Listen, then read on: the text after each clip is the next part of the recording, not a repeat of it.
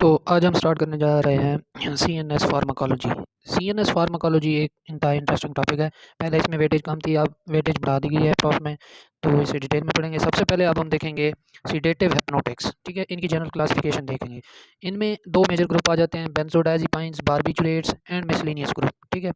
तो जो बेंजोडाइज़ेपाइन्स है उनको फिर हम फर्दर डिवाइड करते हैं on the basis of their duration of action. तो शॉर्ट एक्टिंग है, दूसरी इंटरमीडिएट एक्टिंग है, तीसरी लॉन्ग एक्टिंग। तो शॉर्ट एक्टिंग में दो आ जाती हैं, ट्रायाजुलैम, ऑक्साजिपैम। देन इंटरमीडिएट एक्टिंग में आ जाती हैं अल्प्राजोलैम, क्लोनाजिपैम, एस्टाजुलैम, लोराजिपैम एंड टीमाजिपैम, ठीक है। ये ड्रग्स आपने इनके नाम याद रखने हैं, जिस तरीके से भी आप याद रखें कोई मसला नहीं है। आपने मोनिक बनाया, आपको ऐसे याद हो जाते हैं, आपको प्रैक्टिस से याद होंगे, बार बार पढ़ना पड़ेगा, लेकिन इन्हें याद रखना है। उसके बाद हमारे यहाँ आ जाती है लॉन्ग एक्टिंग ड्रग में फ्लोराजिपैम, क्लोराजापाइन, डायाजिपैम एंड क्लोरडायाजेपाक्साइड। ये आ गई बेंजोडाइज़ेपाम। बेंजोडाइज़ेपाम्स के बाद फिर हमारे पास बारबिचुरेट्स आ जाती हैं, अल्ट्रा शॉर्ट एक्टिंग, जो बहुत ही रैपिड एक्शन जिनका होता है, फिर शॉर्ट एक्टिंग, फिर लॉन्ग एक्टिंग। इनमें अल्ट्रा शॉर्ट एक्टिंग में एक ही है, थायोपेंटाल। और उसके बाद दूसरी हमारे पास शॉर्ट एक्टिंग में आ जाती हैं सीकोबार्बिटाल, पेंटोबार्बिटाल, एमोबार्बिटाल एंड ब्यूटाबार्बिटाल। एंड लॉन्गर एक्टिंग में आ जाती हैं फिनोबार्बिटाल। इनकी फर्दर क्लिनिकल यूजेज और सब कुछ हम वो डिटेल में पढ़ेंगे। पहले हम इनकी क्लासिफिकेशन याद करेंगे, ठीक है। उसके बाद मिसलिनियस में आ जाती हैं newer hypnotics and atypical stative hypnotics. Newer hypnotics में तीन ड्रग्स आ जाती हैं, और ये न्यूअर हिप्नोटिक्स जो है एग्जाम पॉइंट ऑफ व्यू और वाइवा पॉइंट ऑफ व्यू से बहुत ज़्यादा अहम है। इनमें एस जोपिक्लोन आ जाती है, ज़ैलिप्लोन आ जाती है एंड ज़ोलपीडेम आ जाती है। ये तीन ड्रग्स आ जाती हैं। उसके बाद जो एटीपिकल एंड हिप्नोटिक्स, उनमें एक आ जाती है 5-HT एगोनिस्ट, दूसरी आ जाती है melatonin receptor agonist and the third one is orexin antagonist.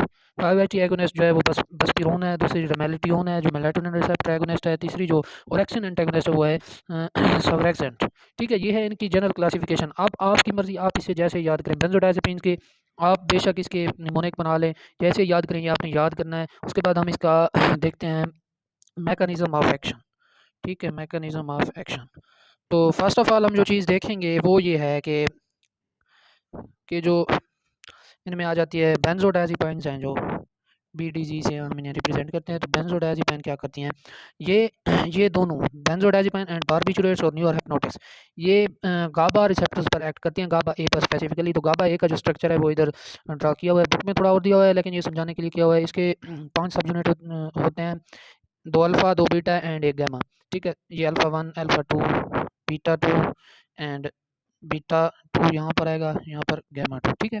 तो अब हम देखेंगे कि जो कहाँ पर ये बेंजोडाइज़ेपिन एक्ट करती हैं, कहाँ पर बारबिचुरेट्स एक्ट करती हैं और एक्टिवेट करती हैं। जनरली ये होता है, जब भी गाबा रिसेप्टर एक्टिवेट होता है तो उसमें एगोनिस्ट लगता है, एगोनिस्ट के लगने की वजह से उसके सेंटर में एक क्लोराइड चैनल पड़ा होता है। क्लोराइड चैनल जो है वो ओपन हो जाता है, उससे जो है क्लोराइड का इन्फ्लक्स होता है। ज़ाहिर सी बात है, जब इन्फ्लक्स होगा तो उसके नतीजे में सेल के अंदर या नर्व फाइबर जिसमें भी इन्फ्लक्स होगा जहाँ भी, तो उसमें नेगेटिविटी बढ़ेगी। जब नेगेटिविटी बढ़ेगी तो हाइपर पोलराइजेशन काज करेगी। अच्छा, उसके बाद अब हम देखते हैं कि ये कैसे कैसे एक्ट करती हैं। तो सबसे पहले हम देखते हैं बेंजोडाइज़ेपाइन। बेंजोडाइज़ेपाइन जो एक्ट करती हैं वो यहाँ पर एक्ट करती हैं, मतलब अल्फ़ा 2 एंड गामा 2 के दरमियान यहाँ पर एक्ट करती हैं, बाइंड करती हैं। इनके नतीजे में बाइंड होने से ये जो क्लोराइड इन्फ्लक्स है वो हमारे पास होगा। क्लोराइड इन्फ्लक्स होगा तो हाइपर पोलराइजेशन होगी, ठीक है। हाइपर पोलराइजेशन काज होगी। अच्छा, इनका मैकेनिज्म क्या है, ये जो क्लोराइड चैनल होते हैं उनकी फ्रीक्वेंसी को इंक्रीज़ कर देती है। फ्रीक्वेंसी का मतलब क्या है कि अगर वो पहले 1 मिनट में 10 बार ओपन हो रहे थे, तो अब वो 1 मिनट में 30 या 35 मरतबा ओपन हो रहे होंगे। तो ये फ्रीक्वेंसी इंक्रीज़ करके क्लोराइड एन चैनल की ओपनिंग कराती है। उसकी ओपनिंग के बाद ये क्या कराती है कि जो हाइपर पोलराइजेशन है वो काज कराती है। दूसरी दूसरी हमारे पास जो है बारबिचुरेट्स, बीटी। जो बारबिचुरेट्स हैं वो कैसे एक्ट करते हैं, वो हमारे यहाँ जो एक्ट करते हैं वो 2 सब यूनिट के दरमियान एक्ट करते हैं, 2 अल्फ़ा या बीटा के दरमियान, यहाँ पर एक्ट कर अल्फ़ा एंड बीटा के दरमियान, ठीक है। और इनका मैकेनिज्म ऑफ एक्शन क्या होता है, ये भी वैसे क्लोराइड आयन चैनल को ओपन करेंगे, वैसे हाइपर पोलराइजेशन करेंगे, लेकिन ये क्या करेंगे, क्लोराइड आयन चैनल जो है उनका टाइम ड्यूरेशन जो है वो इंक्रीज़ कर देंगे। टाइम ड्यूरेशन इंक्रीज़ मतलब पहले वो अगर आधा मिनट या 30 सेकंड ओपन हो रहे थे, तो अब वो 45 सेकंड ओपन हो रहे हैं। तो टाइम ड्यूरेशन इंक्रीज़ होगा, हाइपर पोलराइजेशन होगी, इसके अंदर सेल के अंदर नेगेटिविटी इंक्रीज़ हो जाएगी, ठीक है। ये चीज़ इसका आ गया मैकेनिज्म ऑफ एक्शन। उसके बाद न्यूअर हिप्नोटिक्स जो हैं वो भी बेंजोडायाज़ेपाइन्स, जो हमारे यहाँ न्यूअर हिप्नोटिक्स हैं वो भी बेंजोडाइज़ेपाइन्स की तरह एक्ट करती हैं और इनको क्लोराइड एन चैनल को ओपन करा देती है। उसके बाद हमारे पास जो एटिपिकल ड्रग्स आ जाती हैं, उनमें 5-HT एगोनिस्ट जो है, ये 5-HT रिसेप्टर पर एक्ट करती है और D2 रिसेप्टर पर भी D2 रिसेप्टर पर भी एक्ट करती है। और उसके बाद मेलाटोनिन रिसेप्टर एगोनिस्ट जो है वो MT1 एंड MT2 रिसेप्टर को एक्टिवेट कर देती है। अच्छा, उसके बाद जो ये उरेक्शन है, ये उरेक्शन हाइपोथैलेमस में होता है, वेकफुलनेस को कंट्रोल करता है, उसमें अपना रोल अदा करता है। तो इसका जब हम एंटागोनिस्ट देंगे तो उसके नतीजे में ये जो सर्फेक्टेंट है ये हिप्नोसिस कराएगा। ये था इनका मैकेनिज्म ऑफ एक्शन। तो अब हम देखेंगे सीडेटिव हिप्नोटिक्स की जो है फार्माकोकाइनेटिक्स, क्लिनिकल एप्लीकेशन एंड टॉक्सिसिटीज़।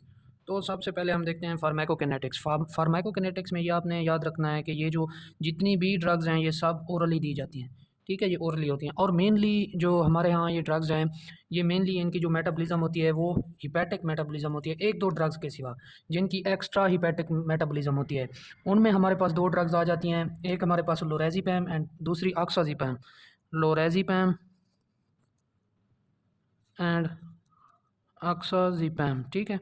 इन दो ड्रग्स की एक्स्ट्रा हिपैटिक होती है, बाकी सब की हिपैटिक होती है। और जो जिनकी हिपैटिक होती है उनके एक्टिव मेटाबोलाइट्स बनते हैं और वो metabolites all over body fluid में फैल जाते हैं।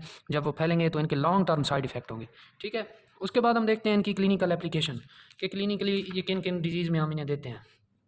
तो इसमें सबसे पहले आ जाती है एग्जाइटी। एग्जाइटी में हम इन्हें देते हैं। अब एग्जाइटी में कौन कौन सी ड्रग्स होती हैं? एक एग्जाइटी की है एक्यूट फॉर्म, दूसरी हमारे पास है जनरलाइज्ड फॉर्म, ठीक है। जो एक्यूट फॉर्म है उसमें हम बेंजोडायज़ेपाइंस देते हैं और जो जनरलाइज्ड एग्जाइटी है उसमें हम बसपीरियोन देते हैं। बसपीरियोन क्या है? 5-HT एगोनिस्ट है, पार्शियल एगोनिस्ट है, ठीक है। बसपीरियोन देते हैं। ये ड्रग ऑफ चॉइस है फॉर जनरलाइज्ड एग्जाइटी डिसऑर्डर, ठीक है। उसके बाद हम देखेंगे जो हमारे पास दूसरे दूसरे हैं स्लीप डिसऑर्डर्स। स्लीप डिसऑर्डर्स, तो स्लीप डिसऑर्डर्स में कौन कौन सी ड्रग होंगी? स्लीप डिसऑर्डर्स में मेनली हम देते हैं न्यूअर हिप्नोटिक्स। जो नई नई हिप्नोटिक्स आई हैं वो हम देते हैं। मैंने आपको कहा था कि ये बहुत इंपॉर्टेंट है। तो इनका रोल क्या है? स्लीप डिसऑर्डर्स में दी जाती हैं। ये क्या करती हैं? जो हमारे पास REM होती है उसको कम कर देती हैं, उसके ड्यूरेशन को, और जो स्लीप का ऑनसेट है उसे इंक्रीज़ कर देंगी। उसके बाद तीसरी जो हमारे पास है वो है एनेस्थीसिया। एनेस्थीसिया में भी हम इन्हें यूज़ करते हैं। एनेस्थीसिया में अब दो टाइप्स है कि एक तो एनेस्थीसिया की इंडक्शन के लिए यूज़ होती हैं, दूसरी प्रोटोकॉल्स में यूज़ होती है, मतलब जब इंडक्शन हो जाए तो फर्दर उसे कैरी ऑन करने के लिए यूज़ होती हैं। अच्छा, एनेस्थीसिया की इंडक्शन में हमारे पास ड्रग ऑफ चॉइस जो है वो है थायोपेंटाल। थायोपेंटाल ये कौन से ग्रुप से बिलोंग करती है? ये बारबिचुरेट्स के जो है अल्ट्रा शॉर्ट एक्टिंग ग्रुप से बिलोंग करती है। उसके बाद जो हमारे पास प्रोटोकॉल में दी जाती है वो है बेंजोडायज़ेपाइंस में से है मिडाज़ोलैम। मिडाज़ोलैम जो लॉन्गर एक्टिंग बेंजोडायज़ेपाम है उनमें से है। तो ये दोनों मिला के एनेस्थीसिया में यूज़ होती हैं। ये इंडक्शन कराती है, ये जो एनेस्थीसिया प्रोटोकॉल है उसे मेंटेन करने के लिए दी जाती है। अच्छा, उसके बाद चौथी हमारे पास एंटी सीज़र, मतलब सीज़र में जो ड्रग दी जाती हैं वो कौन कौन सी हैं? उनमें हमारे पास दो आ जाती हैं, एक क्लोनेज़ेपैम एंड दूसरी हमारे पास आ जाती है फिनोबार्बिटॉल, ठीक है। फिनोबार्बिटॉल लॉन्ग एक्टिंग बारबिचुरेट्स में से है। उसके बाद बाईपोलर डिसऑर्डर में यूज़ होती हैं। बाईपोलर डिसऑर्डर में ये यूज़ होती हैं। उसमें कौन कौन सी ड्रग ऑफ चॉइस है? वहाँ पर है क्लोनेज़ेपैम, ठीक है। ये बेंजोडायज़ेपाइंस में से है। उसके बाद हमारे यहाँ आ जाती है मसल स्पास्टिसिटी। मस्कुलर स्पास्टिसिटी में हमारे पास डायाज़ेपैम यूज़ होती है। डायाज़ेपैम एक लॉन्गर एक्टिंग बेंजोडायज़ेपाइन है, ठीक है। उसके बाद जो विथड्रॉल स्टेट किसी भी सीडेटिव हिप्नोटिक्स या कोई भी अल्कोहल डिपेंडेंट पेशेंट है तो उसमें विथड्रॉल स्टेट आ गई है, विथड्रॉल इफेक्ट आ रहे हैं, विथड्रॉल इफेक्ट्स आ रहे हैं, तो उसमें हम एक तो डायाज़ेपैम देंगे, ये लॉन्गर एक्टिंग है। दूसरी एक लॉन्गर एक्टिंग है वो है क्लोरडायाज़ेपेक्साइड, ठीक है, क्लोरडायाज़ेपेक्साइड, ये देंगे। ये जो क्लिनिकल एप्लीकेशन मैंने आपको बताई है ये बहुत ज़्यादा इंपॉर्टेंट है। इनमें से MCQs भी आते हैं, SCQs भी आते हैं। और एक मशहूर SCQs इनमें से है कि बेंजोडायज़ेपाइंस जो हैं, जो टोटली बेंजोडायज़ेपाइंस सब ड्रग्स हैं इसमें जो शामिल हैं, उनकी क्लिनिकल एप्लीकेशन क्या है? तो इसमें हम देखेंगे बेंजोडायज़ेपाइंस की क्लिनिकल एप्लीकेशन क्या है। तो benzodiazepine first of all acute anxiety में यूज़ होती हैं। सेकंड हमारे पास ये यूज़ होती हैं पैनिक अटैक्स में।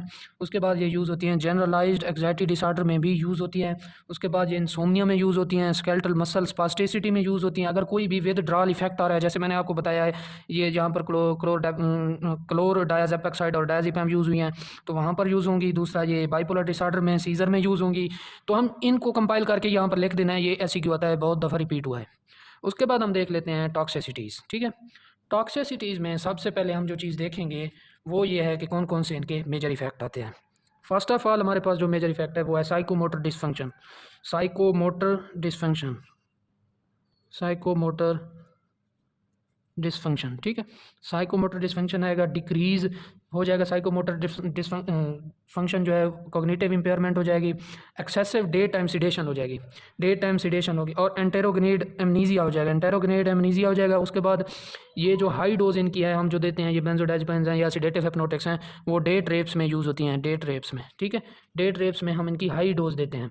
उसके बाद स्लीप ड्राइविंग एक स्टेट होती है, स्लीप ड्राइविंग, वो भी इनकी वजह से काज हो सकती है। मतलब रात को किसी ने लिया और सो गया है बेंजोडाइज़ेपिन या कोई भी हिप्नोटिक लिया और सो गया है, सुबह जब वो ड्यूटी पे जा रहा था तो दौरान ड्राइविंग के दौरान उसे नींद आ रही थी, ये स्लीप ड्राइविंग है, ठीक है। उसके बाद सीएनएस पे जो इसके इफेक्ट हैं वो एडिटिव इफेक्ट्स हैं। अच्छा, जो सीएनएस पर इसके इफेक्ट हैं वो एडिटिव इफेक्ट है, मतलब ये सिडेशन काज करेंगी। अगर इनकी ओवरडोज हो जाएगी तो ये सीएनएस डिप्रेशन भी काज कर सकती हैं। उसके बाद अगर इनकी ओवरडोज हो जाएगी तो मेजर जो हमारे पास टॉक्सिसिटीज आ जाती हैं वो ये है कि सीएनएस की डिप्रेशन हो जाएगी, सीवीएस की डिप्रेशन हो जाएगी, एंड हमारे पास रेस्पिरेटरी सिस्टम की भी डिप्रेशन हो जाएगी। अच्छा, अब इनका कोई एंटीडोट तो होगा कि इन्हें ट्रीट करने के लिए क्या कुछ दिया जाए। तो ओवरडोज ऑफ बेंजोडाइज़ेपिन, जो हमारे पास बेंजोडाइज़ेपिन है, अगर उनकी ओवरडोज हो जाए तो हम एक एंटीडोट देते हैं जिसे हम फ्लूमेज़ानिल कहते हैं, फ्लूमेज़ानिल, ठीक है। ये एंटागोनिस्ट है गाबा ए रिसेप्टर पर, जहाँ पर बेंजोडाइज़ेपिन बाइंड करते हैं। ये बारबिचुरेट्स के केस में नहीं दिया जाता, सिर्फ बेंजोडाइज़ेपिन या न्यूअर हिप्नोटिक्स के केस में देंगे।